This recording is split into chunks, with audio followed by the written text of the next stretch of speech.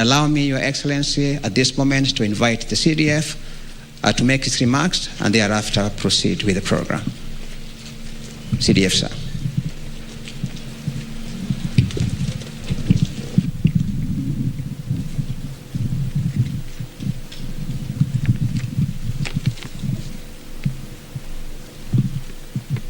Your Excellency, the President of the Republic of Kenya and Commander-in-Chief of the Defense Forces, Cabinet Secretaries here present, Governors here present, General Officers, both serving and retired, members of the Diplomatic Corps, senior leaders here present, distinguished invited guests.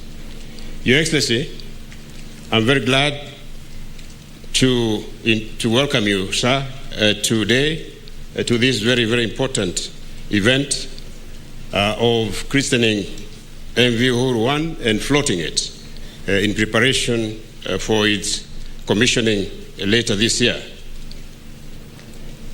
I'm glad, sir, also to report to you that out of the 3 major tasks that you assigned the shipyard, particularly this one here in Kisumu, all of them are largely completed and are waiting just a few touches. These 3 projects include the upgrading of this particular yard, the Kisumu yard, which is completed, and you have today inaugurated it. We've also had the program of desilting the Mbita Causeway and the Kisumu Port, and which is also completed. The 3rd major one is the construction of MV Uhuru 2 that is being built 118 years ago since this facility was created. Let me thank you, Your Excellency, for your strategic vision in finding it important for us to reestablish ourselves as a shipbuilding country. And today, that is visible, that if we apply ourselves, we can be able to achieve much more.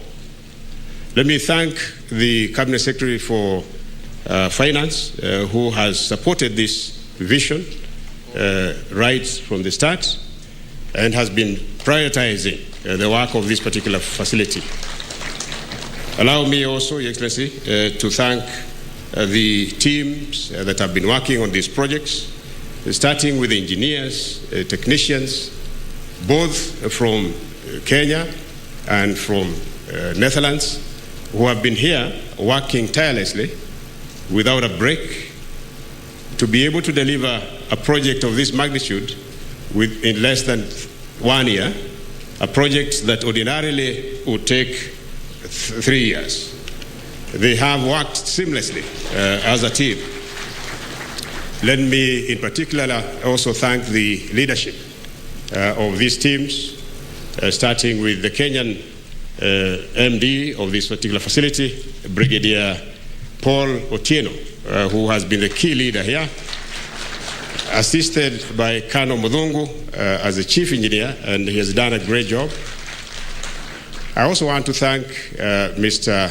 Ronald Maat from Netherlands. Ronald Maat has been very useful, Your Excellency.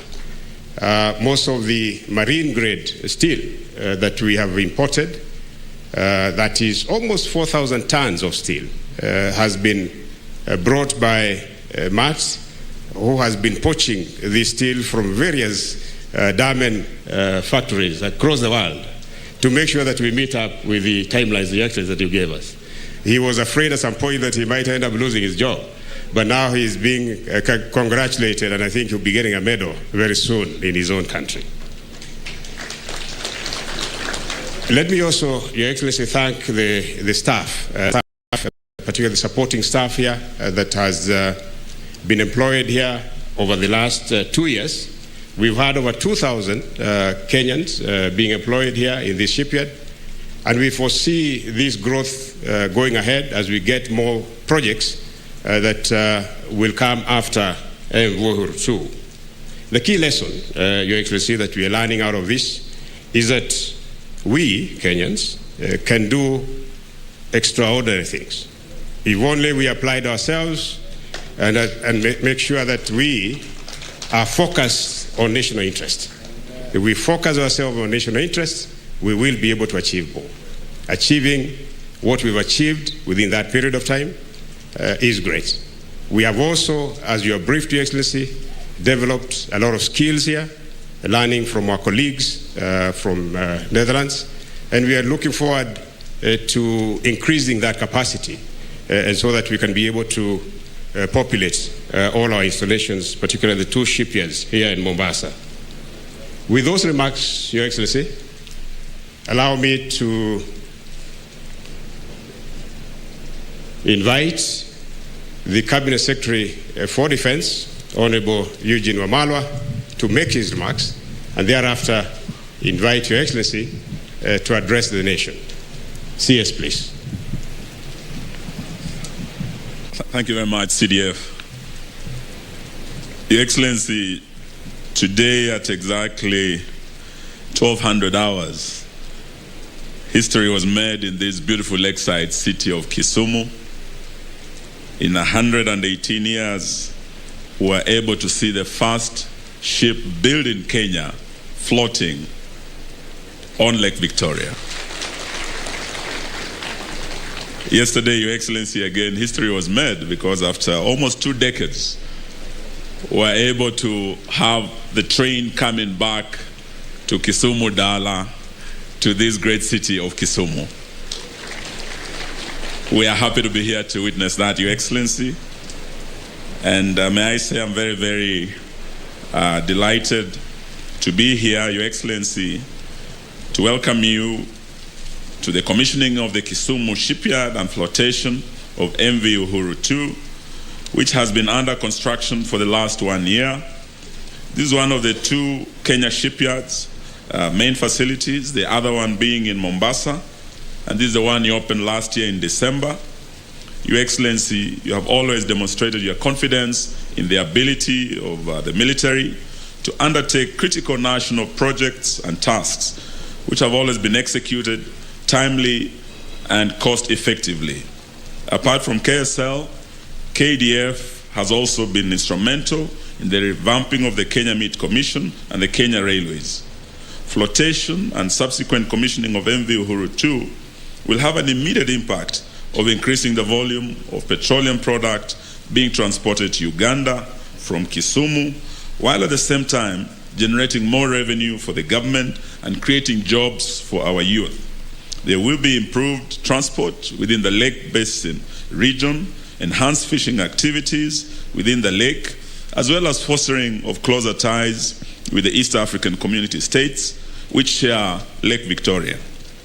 In upgrading this shipyard, the Ministry of Defense partnered with Demen from the Netherlands and managed to complete the project in time, despite the challenges of COVID-19 and short supply of marine-grade steel and lack of experienced technical personnel. Your Excellency, the commissioning of the Kisumu Shipyard is a key milestone in the operationalization of the Kenya Shipyard Limited, which you launched in May 2021 right here in Kisumu. Once operational, Kisumu Shipyard will help unlock business opportunities within this region through cost-effective construction of ships and boats and keeping maritime vessels in sound operational state through timely servicing. In addition, maritime vessels owned by ministries, departments, and agencies will also be available to service vessels for private, local, and regional operators. Over time, as shipbuilding takes root, key technical skills will be transferred to our young men and women from critical technical base in sustaining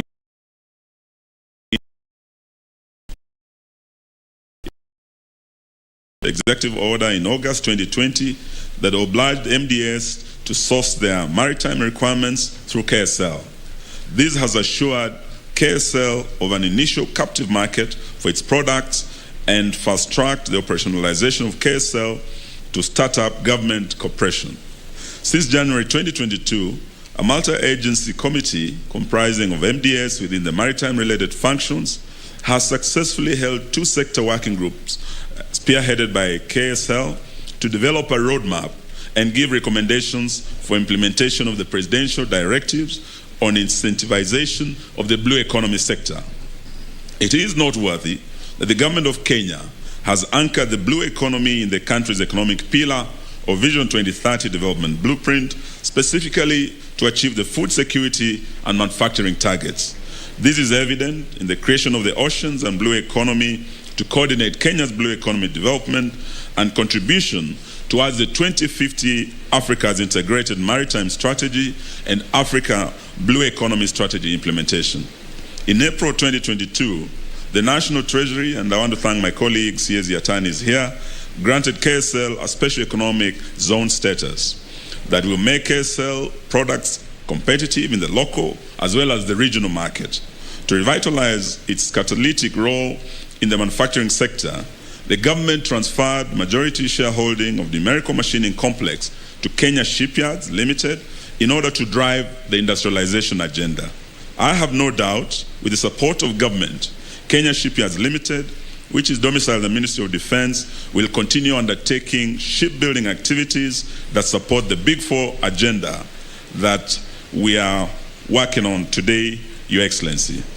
Through the twin shipyards of Kisumu and Mombasa, we will have a huge impact on maritime trade, fishing, tourism, sea transport on the Eastern Indian Ocean realm, Lake Victoria Basin, and other inland water bodies. As I conclude, allow me once again, Your Excellency, to express my sincere appreciation to you, sir, for the support you have accorded the Ministry of Defense, which has enabled it to fulfill its mandate, both primary and secondary, some of the fruits that we are witnessing today.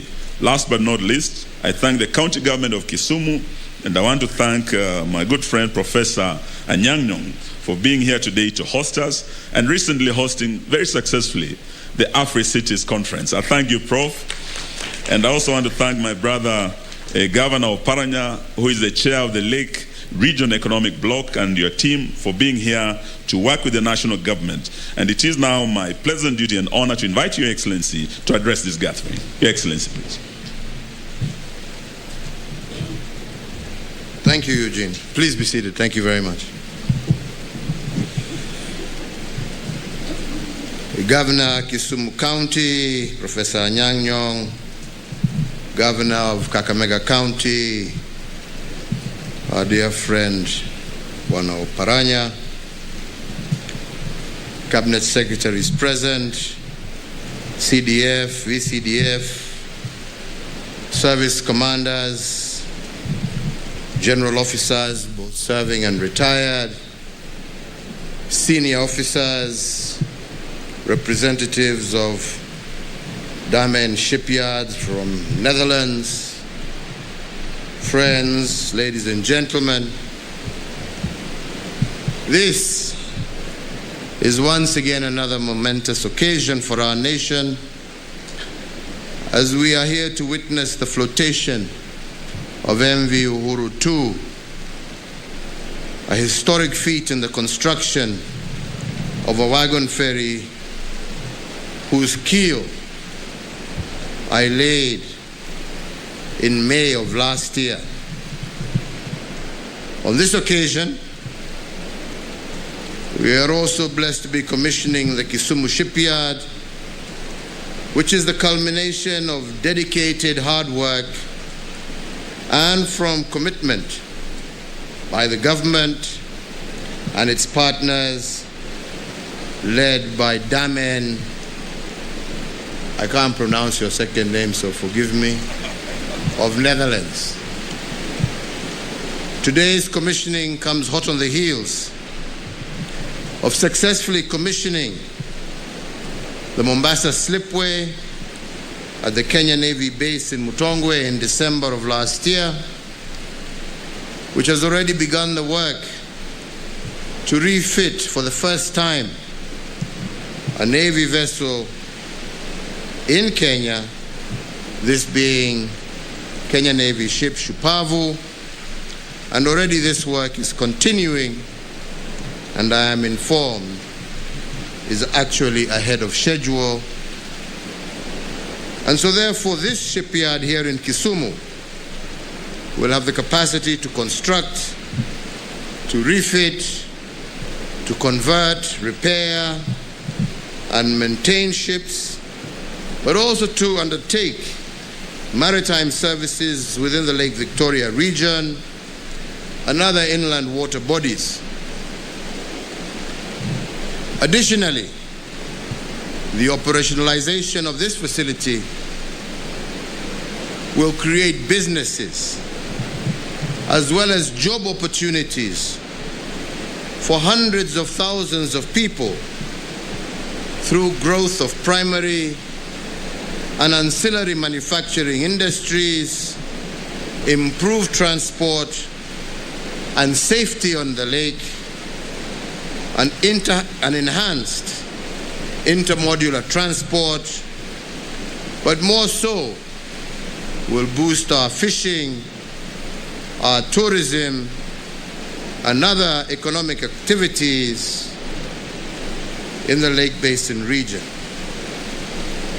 So, ladies and gentlemen, Kenya Shipyards' limited role in the development of our blue economy is set to attract foreign direct investment, but also to direct domestic investments in the long run.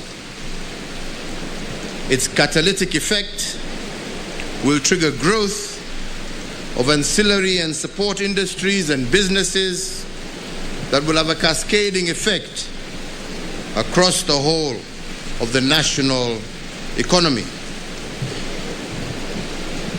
And indeed, it is worth emphasizing that shipbuilding activities will have a broader impact on the economy.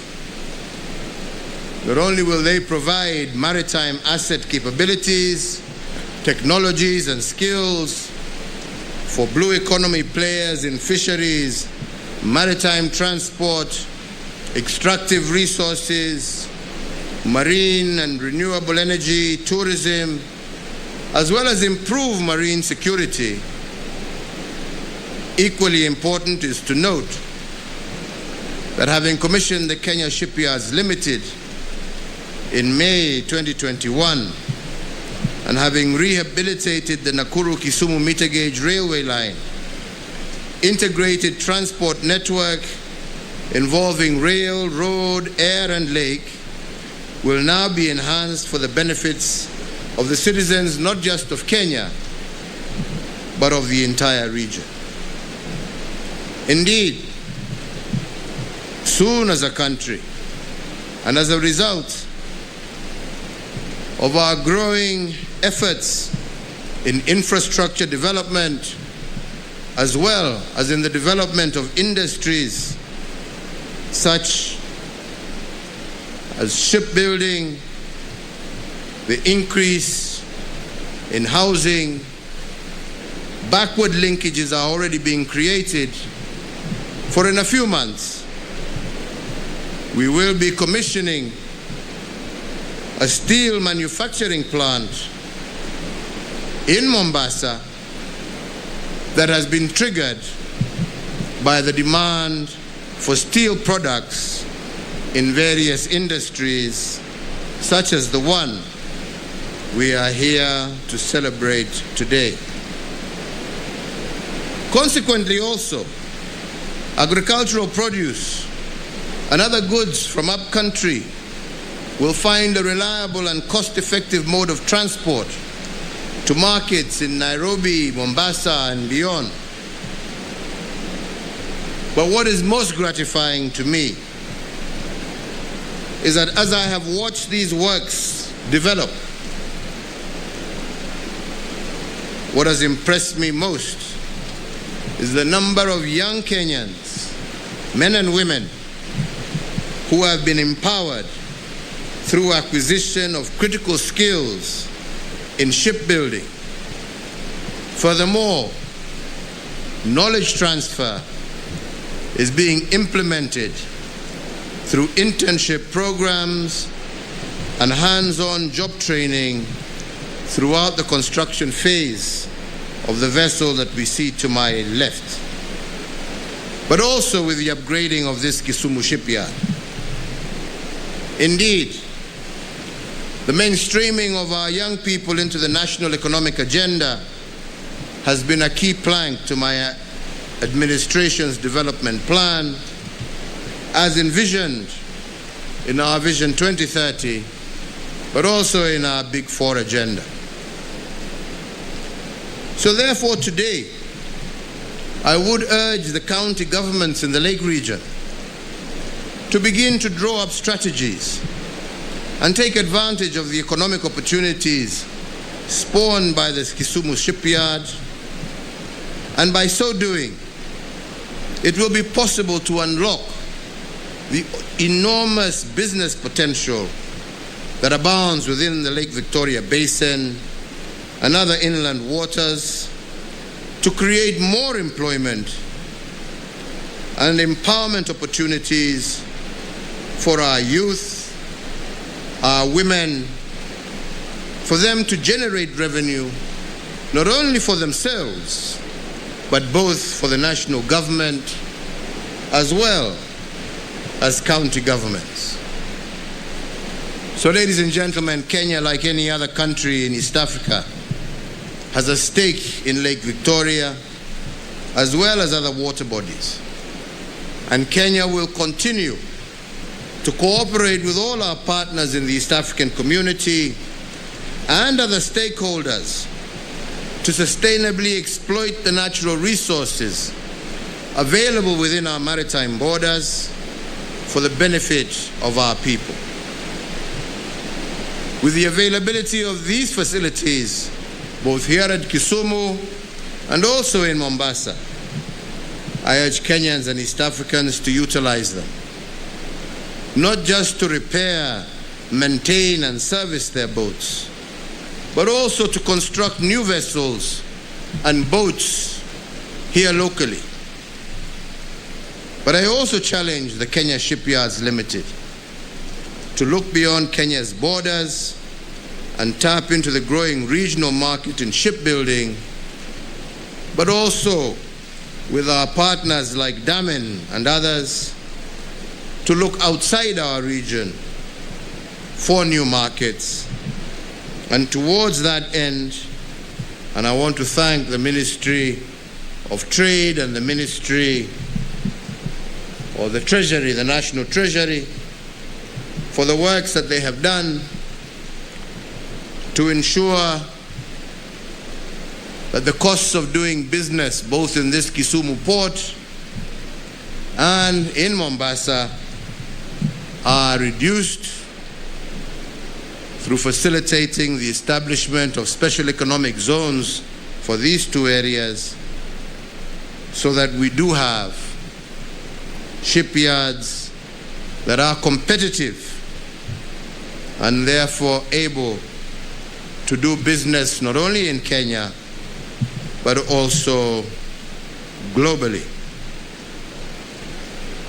So as we move to enhance the competitiveness of the Western region, another key factor of production, and more so in manufacturing, is the availability of reliable and affordable power.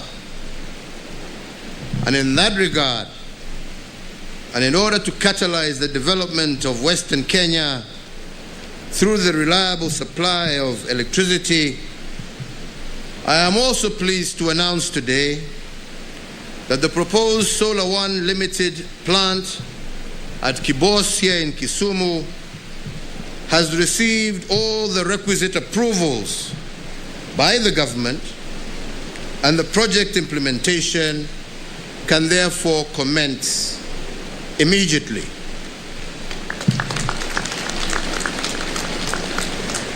This project is part of other ongoing reforms in the energy sector, which will position Kenya as not only a global leader in green energy, but also affordable energy.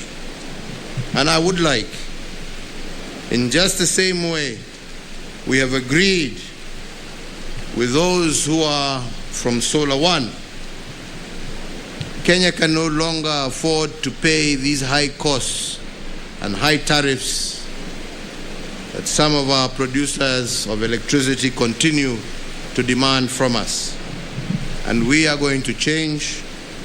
Kenya must have a reduction in the cost of energy if we are to improve our competitiveness and ultimately be in a position to create opportunities for our young people for employment. When this particular project is completed, Governor Anyang' Nyong'o, this will therefore make Kisumu truly the first Kenyan green city, and that in itself is laudable. Hongera. So as I conclude, I join the CDF in lauding the good work done by all stakeholders who have worked tirelessly to make Kenya Shipyards Limited a reality. I want to in particular thank Brigadier Otieno, wherever he is. Asante sana, Brigadier. I want to thank Colonel Mudhongo, wherever he is. Huyo ndio tulikuwa tunapambana kupiga nyoka hapa, na vijana wa NYS na wazee wengine alileta kutoka Mombasa. Asanteni sana kwa kazi mzuri. Well done. All the young men and women from NYS, without whose hard work and effort we would not be here today. I want to thank the entire KDF fraternity. I want to thank our strategic partners, and here in particular Damen and their representatives. It has been a great pleasure working with you. Asante sana, we are very grateful. But also all of the stakeholders who have harnessed their time and energy and expertise to make this day a reality. Kwa hivyo mimi sitaki kusema zaidi ya hapo isipokuwa kusema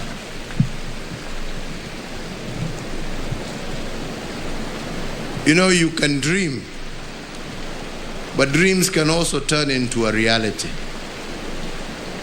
The impossible is possible, but not while you're sleeping. To make a dream a reality, you have to wake up in the morning and get to work and put in the effort that it requires to turn those dreams into reality. Ladies and gentlemen, there is nothing that is impossible.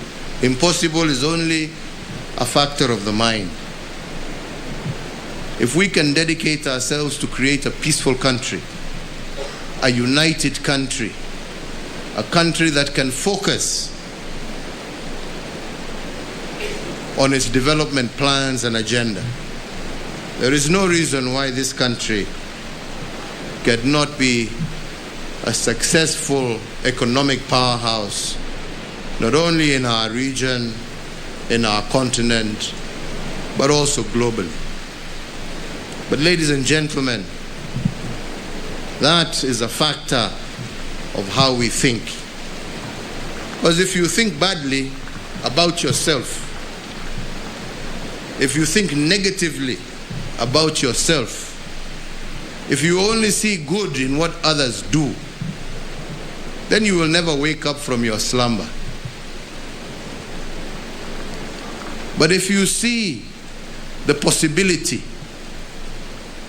and you seek the opportunity, there is nothing that you cannot achieve. You know, some people keep saying, sijui kuna mambo kama hii ni siku mzuri, sitaki kuongea mambo mingi, lakini ni mzuri kutaja tu kitu kidogo tu, because Last night I had the opportunity, through my sister here, Betty Minor, as much as I was tired and I felt maybe I can go another day, she insisted, I think you would be happy to see. And we went to a factory owned by a young Kenyan lady who I met some years back. And she was amongst a group of people who had come, and we were trying to persuade them that as a country, we should move from this business of mitumba. She was a mitumba trader, and we want to move from that to be manufacturing, not just buying and selling. Yeah, we don't castigate the business. People do business to survive. But we said, imagine how wonderful it would be if rather than becoming importers of used clothes, imagine if we could make those clothes here. Well, many didn't take the point I was trying to drive at, but this young lady did. And she strived and worked hard. And last night I had the opportunity to go and open, and she really wanted me to come and open a facility that she has developed here in Kisumu.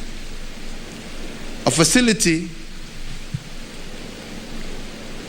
that is magnificent, and she's starting already. She's stitching T-shirts and doing other things.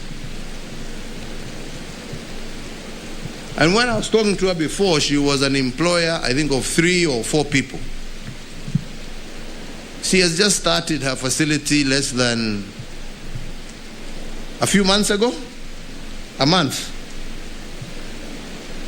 She now has 150 employees from 3. 150 people.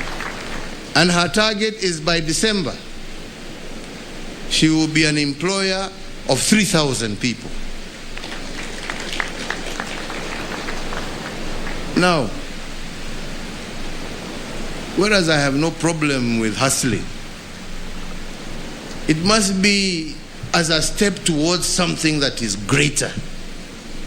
But when you want to limit yourself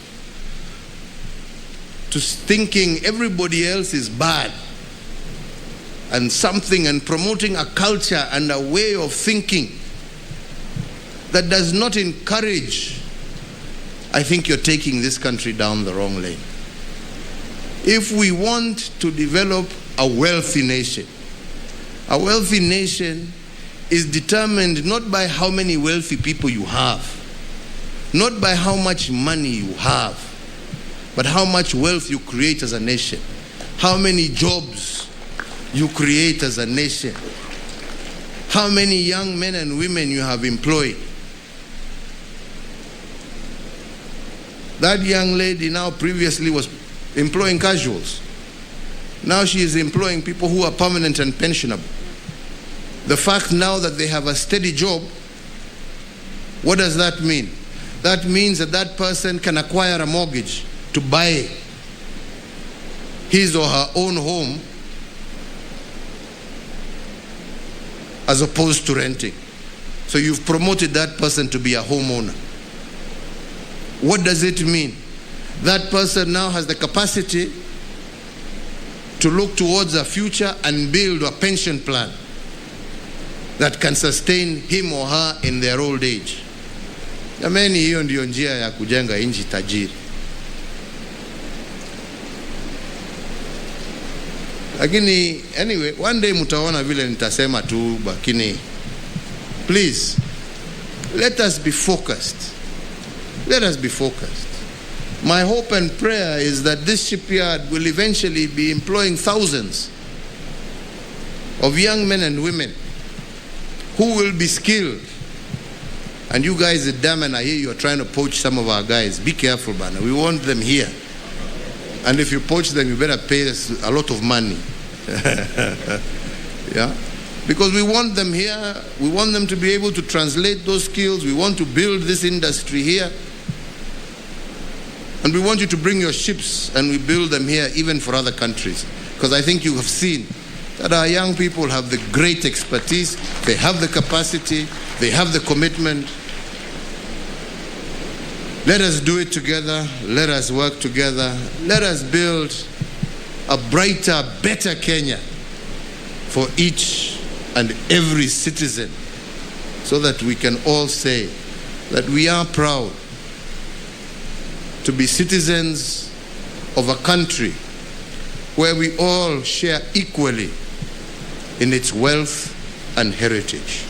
Once again, congratulations, and I look forward to the day we can come and witness the commissioning of this vessel as she starts her journey in the service of Kenya and her people. Asanteni sana. Thank you very much, Your Excellency. That brings us to the end of this ceremony, and thank you for honoring it. Before you are escorted out, Your Excellency, allow me to make one announcement. That you are escorted out, the rest of us will go to the tent at the back where His Excellency will join us for lunch. Thank you very much, Your Excellency.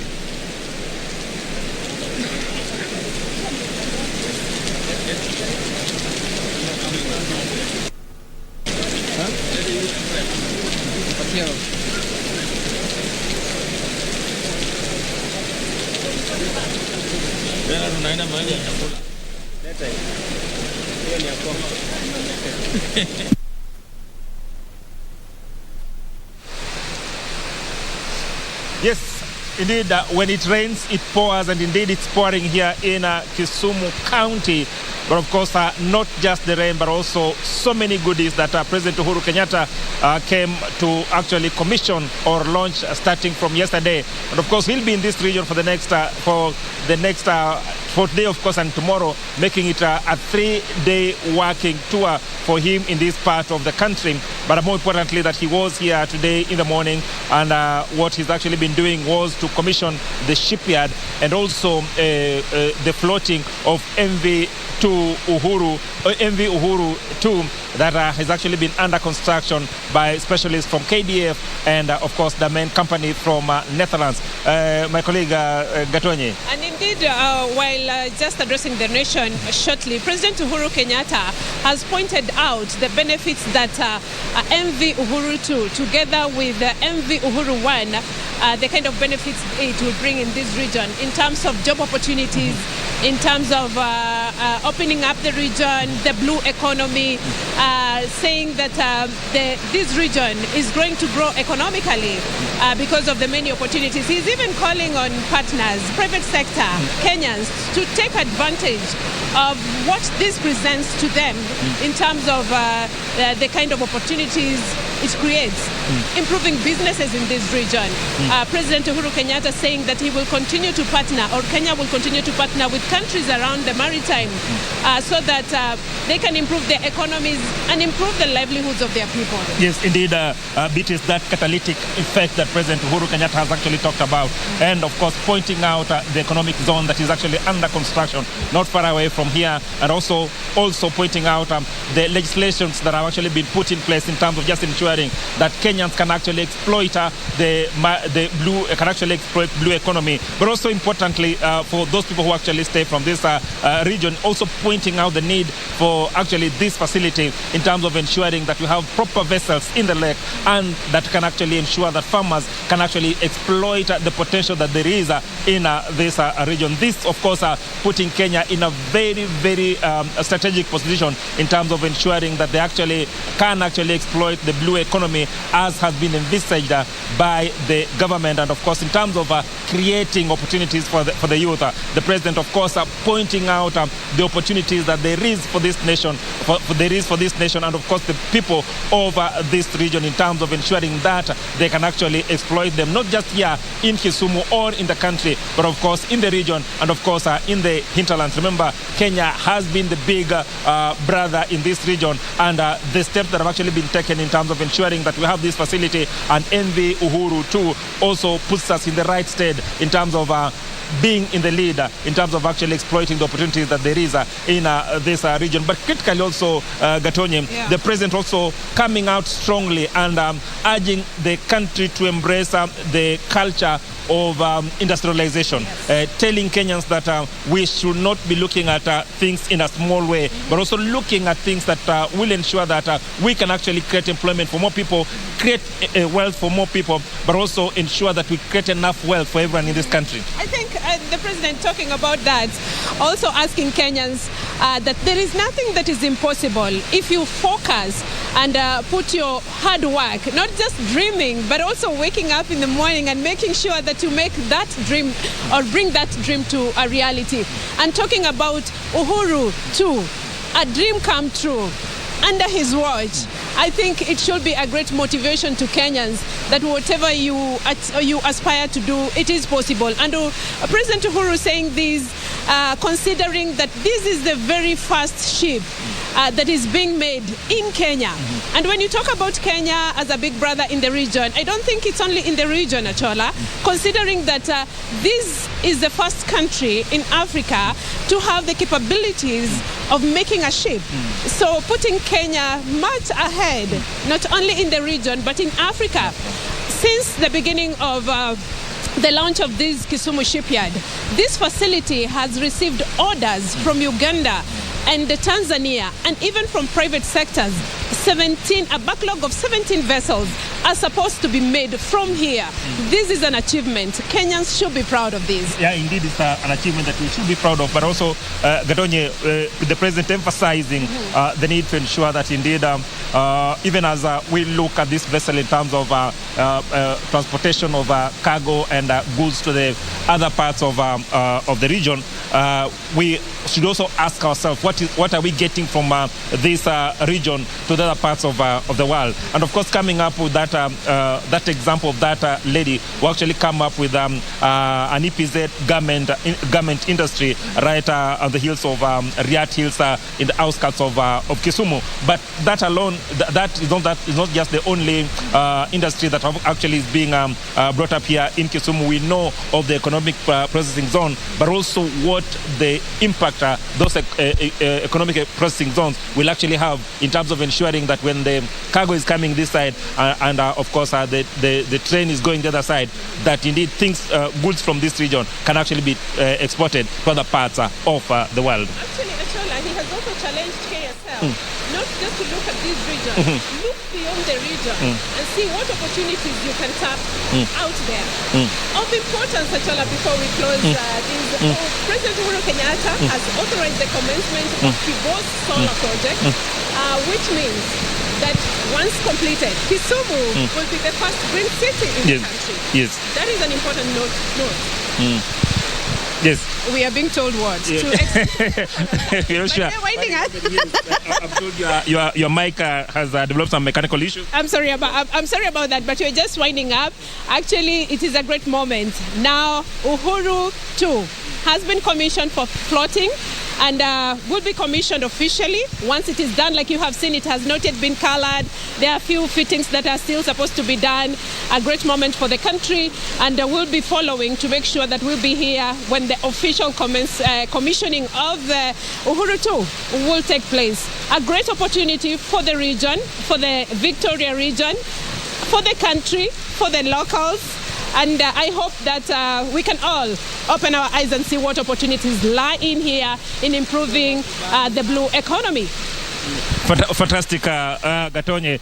Of course, that is exactly what has been happening here. The president from here is headed to Western, the former Western province, where he's expected to meet Western leaders and, of course, have a discourse with them and, of course, issue a number of charters. We take you back Broadcasting House so that then we can take you back to Birmingham.